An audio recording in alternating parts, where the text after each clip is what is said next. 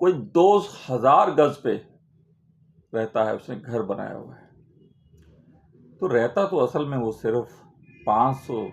Square fit پہ ہے۔ اس کے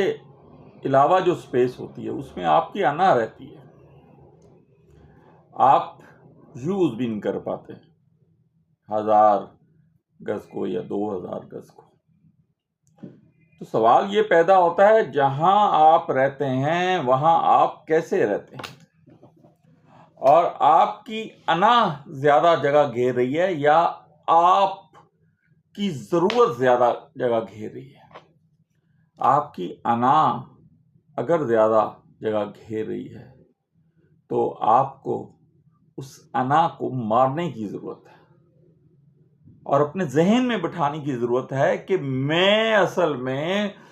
500 فٹ پہ ہی رہ رہا ہوں، میری ضرورت جو ہے 500 فٹ ہی ہے، اور پھر آخر میں قبر کی جو جگہ ہے وہی میری ضرورت ہے۔ اس کے علاوہ جو دنیا میں بڑے بڑے بنگلوز بنا رہا ہوں میری انا کے لیے ہے، دکھاوے کے لیے ہے۔